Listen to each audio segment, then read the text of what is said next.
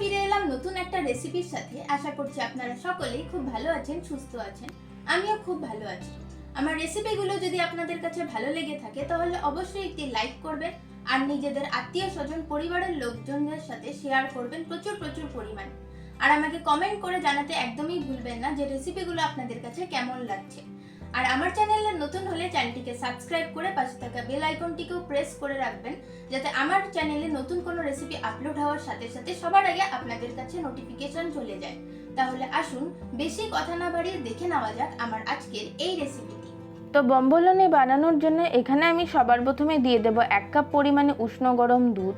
ওর মধ্যে দিয়ে দেব 2 টেবিল চামচ পরিমাণে গুঁড়ো করে নেওয়া চিনি, দিয়ে দেব 1 টেবিল চামচ পরিমাণে ইস্ট আর দিয়ে দেব 1 টেবিল চামচ পরিমাণে সাদা তেল। এবারে সমস্ত কিছুকে খুব ভালো করে একটু মিশিয়ে নেব। এবারে এটাকে এইভাবে কিছুক্ষণ রেখে দেব যাতে ইস্টটা ভালো মতো ফুলে যায়। 10 মিনিট পর দেখুন ইস্টটা খুব সুন্দরভাবে অ্যাক্টিভ হয়ে গিয়েছে। এবারে এর মধ্যে দিয়ে দেব 2 কাপ পরিমাণে ময়দা, সাথে দিয়ে দেব 1 টেবিল চামচ পরিমাণে গুঁড়ো দুধ আর দিয়ে দেব সামান্য একটু নুন। সমস্ত কিছুকে এবারে খুব ভালো করে একটু মেখে নেব।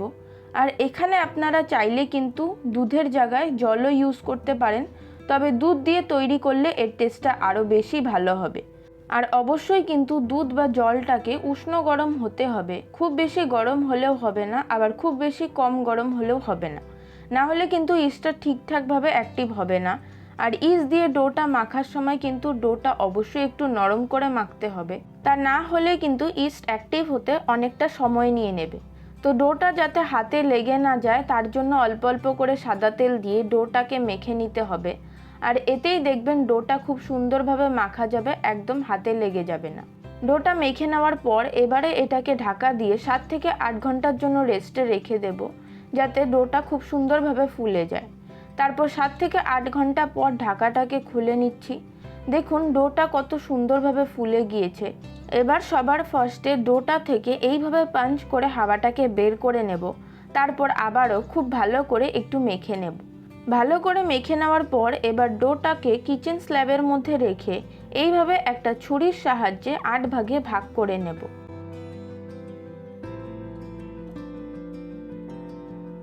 তারপর ডোটা থেকে একটা একটা করে পার্ট নিয়ে এইভাবে গোল গোল করে শেপ দিয়ে নেব।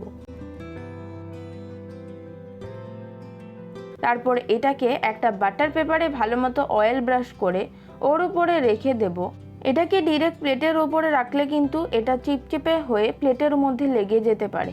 তো সবগুলো বম্বলনি বানিয়ে নেওয়ার পর এবারে এটাকে এইভাবেই 10 মিনিট রেখে দেব, যাতে এটা একটু ফুলে যায়। 10 মিনিট পর দেখুন বম্বলনিগুলো কিন্তু আগের তুলনায় অনেকটাই ফুলে গিয়েছে। এবারে বম্বলনিগুলোকে ভাজার জন্য কড়াইতে বেশ কিছুটা পরিমাণে সাদা তেল হালকা গরম করে তেলের মধ্যে বম্বলনিগুলোকে আস্তে আস্তে ছেড়ে দেব। তারপর বম্বলনিগুলোকে সুন্দর একটা গোল্ডেন ব্রাউন কালার আসা পর্যন্ত ভেজে নিয়ে এগুলোকে তেল থেকে তুলে নেব। এই একইভাবে আমি সবগুলো বম্বলনিকেই ভেজে নিয়ে তেল থেকে তুলে নেব।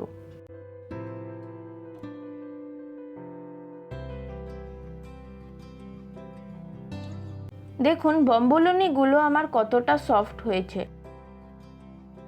এবার এগুলোকে একটা পেন্সিল বা যে কোনো স্টিকের সাহায্যে এইভাবে ফুটো করে নেব।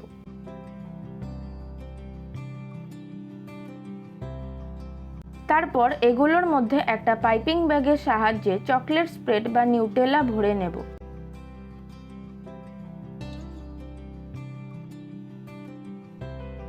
এই একইভাবে আমি সবগুলো বম্বলনির মধ্যেই চকলেট স্প্রেড বা নিউটেলা ভরে নেব।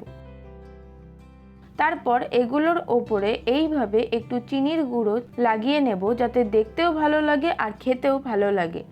তাহলে দেখতেই পেলেন কত সহজে তৈরি হয়ে গেল আমাদের বম্বলনি। বিশেষ করে বাচ্চাদের তো এটা খুবই পছন্দ হবে।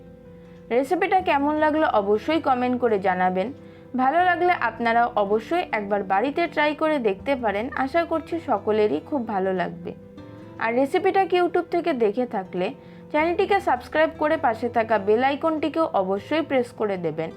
আর ফেসবুক বা ইনস্টাগ্রাম থেকে দেখে থাকলে পেজটিকে ফলো করে দেবেন। আজকের মতো এই পর্যন্ত। দেখা হবে পরের ভিডিওতে নতুন কোনো রেসিপির সাথে। সকলে খুব ভালো থাকবেন, সুস্থ থাকবেন। ধন্যবাদ।